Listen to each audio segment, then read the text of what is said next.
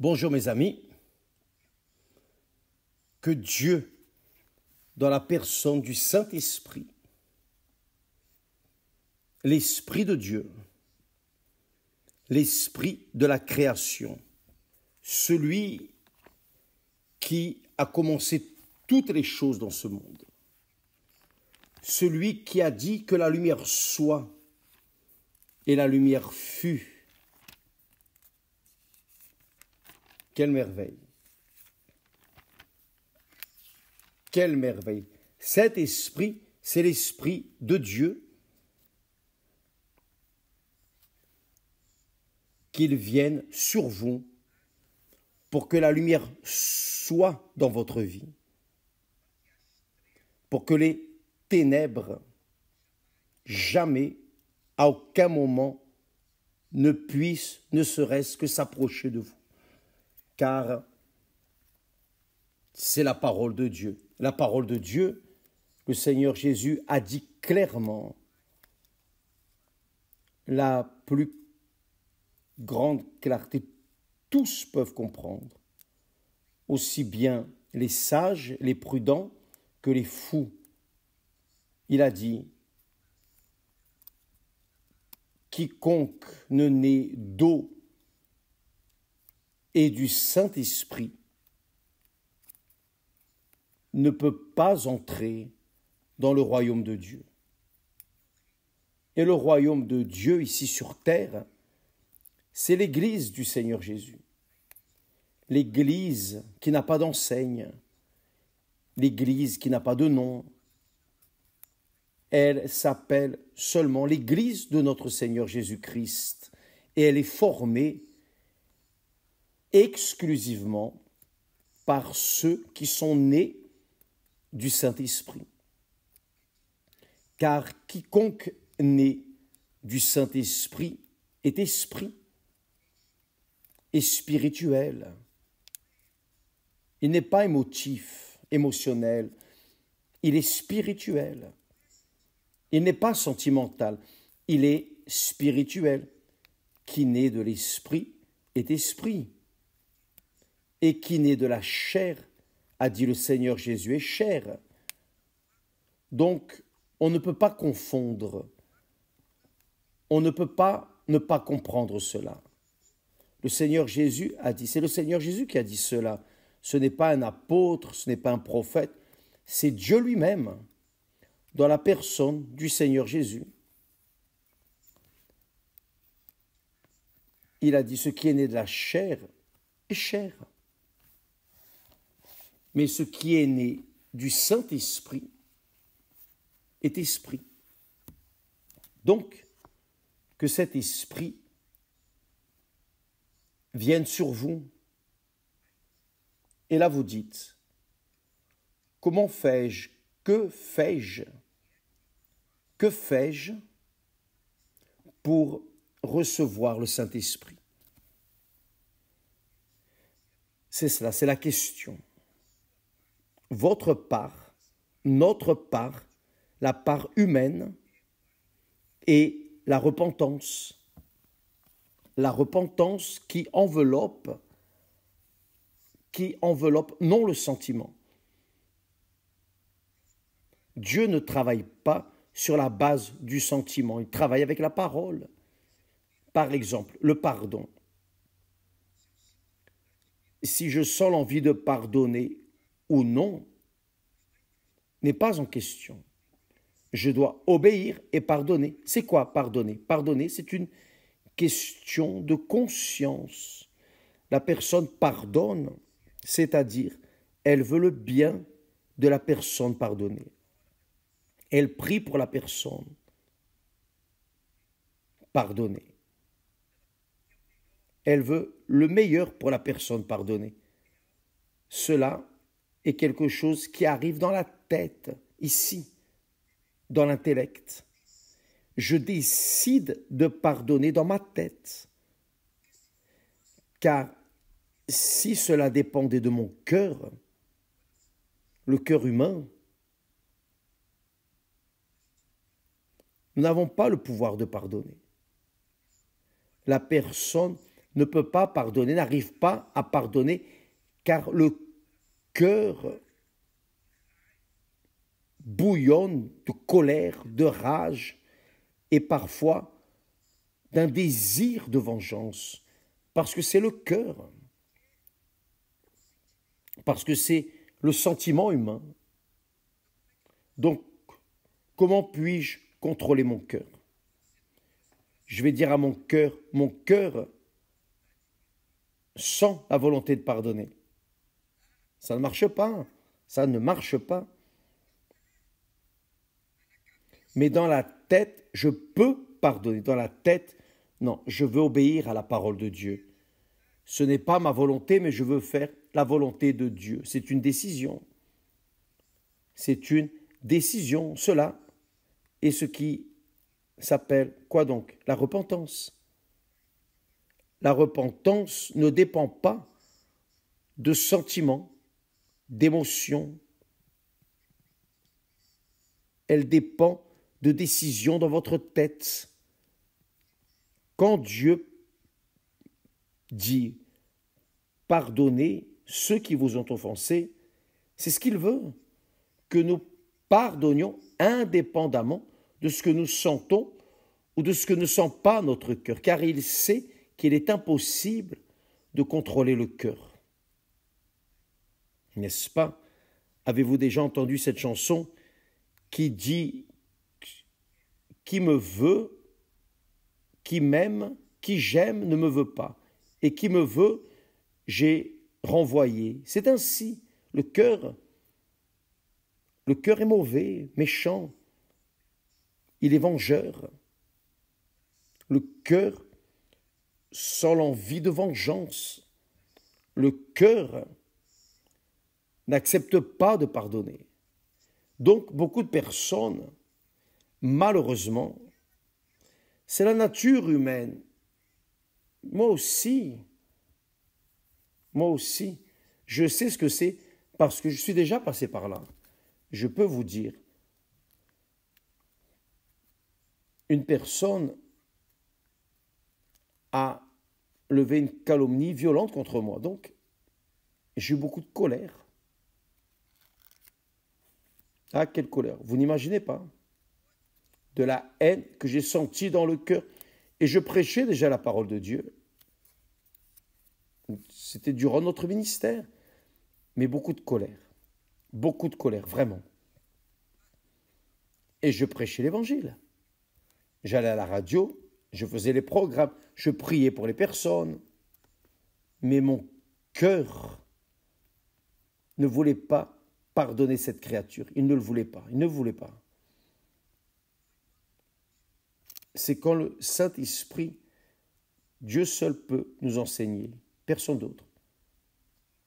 Personne ne va réussir à enseigner. Seul le Saint-Esprit révèle. Il m'a révélé. Quand j'étais en train de prier pour les personnes, je me rappelais de cette créature qui a élevé une calomnie contre moi. Qu'est-il arrivé? Le Saint-Esprit m'a dit, tu dois pardonner. Comment peux-tu prier pour les autres avec une rancœur? Ça n'a aucune valeur. Parole vide. Comment puis-je pardonner? Prier pour elle. Juste ça. Le Saint-Esprit m'a dit, prie pour elle. Alors mon cœur avait de la haine. Mais dans ma tête, le Saint-Esprit a dit, prie pour elle. Alors, j'ai prié pour elle. Quand j'ai prié pour elle, quand j'ai mentionné son nom, oh Dieu, je pardonne. Ne voulant pas pardonner, mais je pardonne car le Seigneur dit, parle. Le Seigneur dit de pardonner. C'est-à-dire, j'ai transgressé mes sentiments, mes émotions. Je suis passé par-dessus. Quand j'ai prié, quand j'ai demandé pour cette personne, j'ai demandé son bien. alors le sentiment du cœur est parti. Je suis resté libre. Donc, je pense que beaucoup de personnes portent un sentiment violent, pervers, dans le cœur. Donc, comment pouvez-vous avoir une foi dans le cœur si le cœur est trompeur, corrompu? Dieu lui-même dit cela, que le cœur est tortueux et méchant. Comment peut-on confier dans le cœur et attendre que le cœur vienne à sentir du bien ou ceci ou cela? Non, ce n'est pas possible. Mes amis, si nous voulons recevoir l'Esprit de Dieu, qu'est-ce que l'Esprit de Dieu? L'Esprit de Dieu, c'est l'Esprit de l'amour. L'Esprit de Dieu, c'est l'Esprit de pardon. Comment puis-je vouloir l'Esprit de pardon, d'amour, habitant en moi, si je porte des sentiments, des ressentiments contre d'autres? Ce n'est pas possible. Donc beaucoup de personnes, malheureusement, insistent en cela, insistent à garder ce sentiment, c'est-à-dire elles sont possédées par cet esprit de rancœur, de haine, de vengeance. Mais si elles prient pour les personnes qui lui ont fait du mal, priez, vous pouvez prier. Cela dépend de vous, pas de votre cœur ni de vos sentiments, mais de vous. Ah, je n'aime pas, mais je veux qu'elle aille bien, qu'elle soit sauvée, qu'elle soit délivrée. Je veux que le Seigneur bénisse cette personne, telle ou telle ou telle. C'est une décision qui n'a rien à voir avec le sentiment du cœur. Quand nous prenons une attitude contrariant notre nature charnelle, qui est la nature sentimentale, la foi sentiment, la foi du cœur, quand nous contrarions, alors nous sommes en train d'utiliser l'intelligence, notre décision. Car quand Dieu a parlé à Adam et Ève, vous pouvez utiliser, jouir de tous les fruits, tout ce qu'il y a dans le jardin. Mais cet arbre, le fruit de cet arbre, n'y touchez pas. Ne touchez pas. Car le jour où vous toucherez, vous mourrez, c'est-à-dire, vous allez vous éloigner de moi. Je ne resterai pas avec vous. Et c'est ce qui est arrivé. Donc, Ève et Adam et Ève ont désobéi consciemment.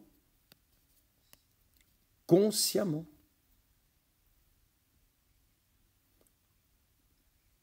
C'est la même chose de nos jours.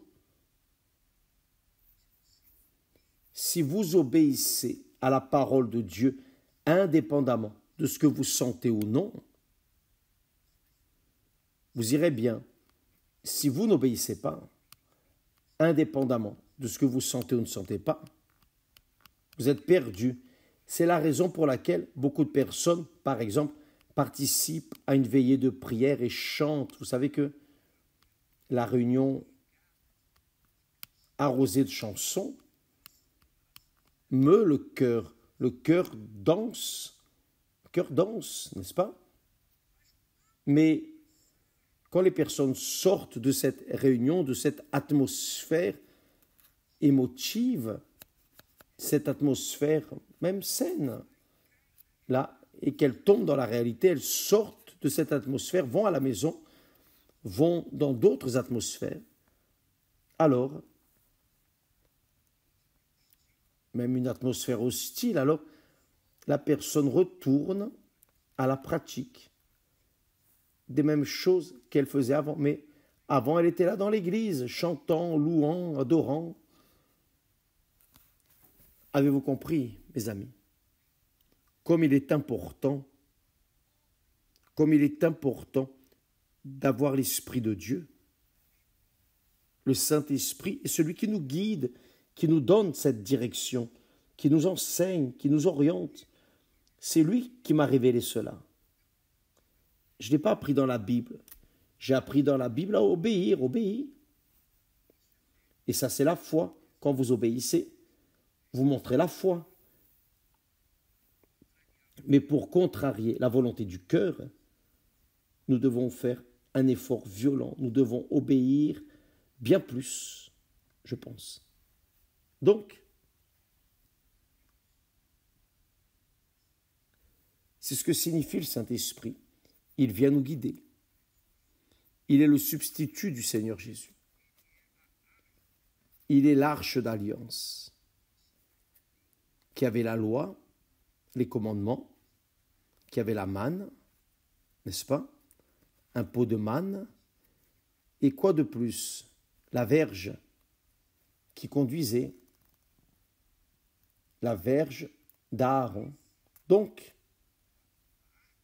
l'arche d'alliance était, disons, un type, un genre du Saint-Esprit à l'époque de Moïse et des prophètes.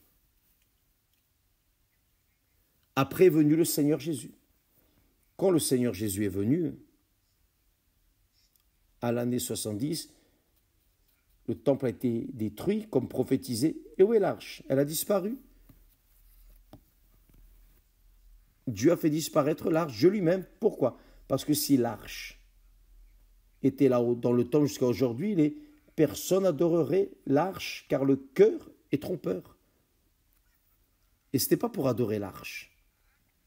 L'arche était un symbole de l'alliance de Dieu avec son peuple. Aujourd'hui, ce symbole, qui est l'arche, est sorti. Nous n'avons plus l'arche. L'arche a disparu. Aujourd'hui, qu'est-ce que nous gardons? Le Saint-Esprit. C'est pour cela que le Seigneur Jésus a dit, quand le Saint-Esprit viendra, il vous conduira. Il vous conduira. C'est le Saint-Esprit qui doit nous conduire. Le Saint-Esprit est le Seigneur Jésus, Dieu lui-même, en esprit, pour habiter en nous et nous guider selon sa volonté. C'est pour cela que le Seigneur Jésus a dit, quiconque ne naît pas d'eau, qui est la repentance, et du Saint-Esprit, ne peut pas entrer dans le royaume de Dieu. Donc comment fais-je? Ma part, mon obligation, c'est de me repentir. Mais la repentance, comme je l'ai dit, ce n'est pas un sentiment. La repentance est une décision. C'est une décision. Et nous devons décider. Par exemple, je vais parler d'expérience de ma jeunesse, de mon adolescence, même après avoir donné ma vie au Seigneur Jésus. Je flirtais des jeunes filles de dehors, de la foi, de l'église. Et on n'avait pas un comportement adéquat. Vous comprenez. Qui a été jeune, c'est de quoi je parle. Donc, là avec elle, on se mélangeait. Mais après que je sortais de là, ma conscience faisait mal. Ma conscience, c'était pas le cœur, non. La conscience accusée. Et je me repentais. Pourquoi c'est arrivé? Oh mon Dieu. Alors, qu'est-ce que j'ai fait pour résoudre le problème? Je terminais avec cette relation. Ça faisait mal. J'aimais. Mais ça ne faisait pas de bien à ma vie spirituelle, à ma conscience. Mon cœur aimait, mais ma conscience non. Alors, j'ai dû renoncer à la satisfaction de mon cœur, au sentiment de mon cœur, pour suivre en obéissant à la voix de la raison, la voix de Dieu. Donc j'ai laissé. J'ai laissé. Cela s'appelle la repentance. C'est votre part, mes chers amis. Vous demandez, qu'est-ce que je fais pour recevoir le Saint-Esprit? Vous devez vous repentir, c'est-à-dire, vous devez laisser la vie erronée que vous vivez. Et vous savez ce que vous faites d'erroné, parce que votre propre conscience accuse. C'est votre conscience qui accuse. Dieu nous a donné la conscience du bien et la conscience du mal, de faire le bien ou de faire le mal. Si vous suivez la conscience d'écouter et d'obéir à la parole de Dieu, alors vous serez en train d'obéir à la parole de Dieu. Ça, c'est la repentance. Vous laissez de faire cela, de faire ce que vous faisiez, ce que vous aimiez. Vous aimiez. Le cœur aimait. Mais dans ma tête, j'allais dormir avec la conscience lourde. Je devais décider. Et il n'y avait qu'une décision à prendre, c'était abandonner cela, cette relation. Pourquoi je fais cela? Parce que le Saint-Esprit revendiquait, exigeait, je voulais obéir, indépendamment de ce que je sentais. Donc, lorsqu'on voit aujourd'hui les personnes se laissant aller aux émotions, aux sentiments de la foi, c'est la chair pure. Il est évident que lorsque la personne est dans l'esprit, elle fait comme a fait David. Quand l'arche est entrée dans sa ville, c'est comme si le Saint-Esprit entrait en lui. Donc il a dansé.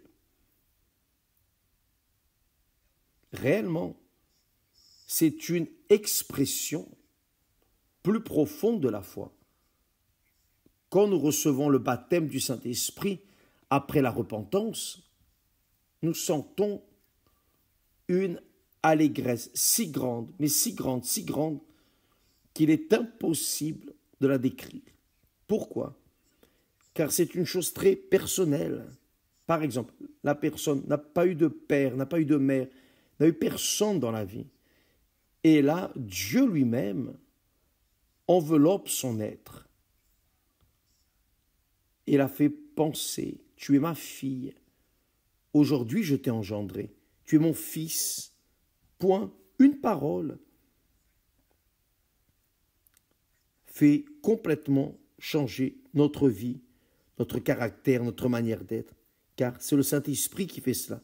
C'est pour cela que le Seigneur Jésus a dit, plutôt l'apôtre Paul a dit, si quelqu'un n'a pas l'Esprit de Dieu, si l'Esprit de Dieu n'habite pas en vous, alors il n'est pas de Dieu. C'est écrit ici. Si quelqu'un n'a pas l'Esprit de Christ, il ne lui appartient pas. L'apôtre Paul parle en Romains chapitre 8, verset 9. Et le Seigneur Jésus avait déjà enseigné. Le Seigneur Jésus a dit que celui qui ne naît pas d'eau, la repentance, et du Saint-Esprit, ça c'est la part de Dieu. Quand la personne réellement se repent, elle va dans le baptême des eaux, consciente de ce qu'elle est en train de faire, de ce qu'elle fait. Et alors, elle a fait sa part. Elle peut attendre que le Saint-Esprit va faire sa part. Mais d'abord, elle doit faire sa part. C'est une alliance, c'est le mariage. C'est l'arche d'alliance en vous. C'est très fort. C'est pour cela aussi que Paul parle aux chrétiens de Corinthe. Il dit, ne savez-vous pas que vous êtes le temple de Dieu? Le temple de Dieu. Donc, vous qui me regardez en ce moment,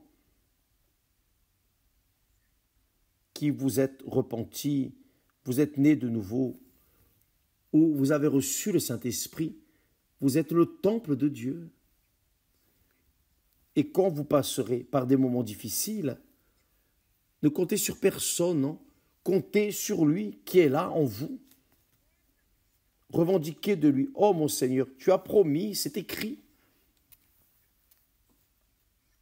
Au moment où vous suffoquez vraiment, personne ne pouvait m'aider, seul Dieu. Et je n'ai attendu sur personne. J'ai couru après mon Père et j'ai dit, mon Père, aie compassion. Et il a accompli sa parole. Il a accompli sa parole. Pourquoi? Car il était en moi. Et il a permis cette situation précisément pour que je vienne à apprendre, car tout comme le Seigneur Jésus a appris par les choses qu'il a souffert, nous aussi, nous tous, sans exception, nous apprenons à travers les choses que nous souffrons. Si je n'étais pas passé par la prison, par des persécutions, des calomnies, la haine et toutes sortes de situations mauvaises,